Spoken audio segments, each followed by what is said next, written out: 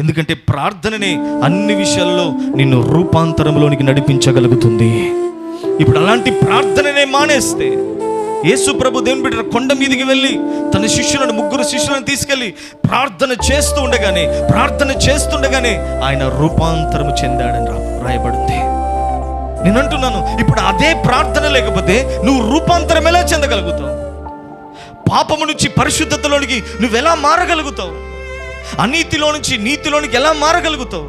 క్రోధంలో నుంచి, దెన్బిడ్లారా, పగలో నుంచి ప్రేమలోనికి నువ్వు ఎలా మారగలుగుతావు? ఈ లోకంలో నుంచి పరలోకం వైపు నువ్వు ఎలా మారగలుగుతావు? శరీరంలో నుంచి దెన్బిడ్ల క్షయమైన స్థితిలో నుంచి అక్షయమైన స్థితిలోనికి నువ్వెలా మారుతావు? నేను అంటున్నాను, ఇవన్నీ మార్పునకు కారణం ఒక ప్రార్థన ద్వారా నీలో ఆరంభం కాబోతుంది. అందుకే సంగమా, నేను చెప్పాల్సిన ఒక మాట ఏంటంటే, క్రైస్తవుడు ప్రార్థన మానేస్తే తాను రూపాంతరము చెందే ప్రక్రియ ఏదైతే ఉందో అది ఆగిపోతుంది.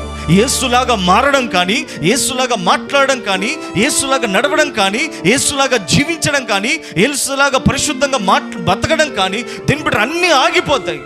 నువ్వు ట్రాన్స్ఫర్మేషన్లో నుంచి తొలగిపోతున్నావు.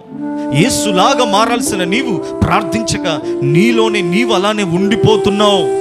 అందుకే సంగమా, ఈరోజు దేవునితో మాట్లాడుతున్న మాట ఏంటంటే, ప్రార్థన చేసేవాడు యేసు వలె రూపాంతరము చెందగలుగుతాడు.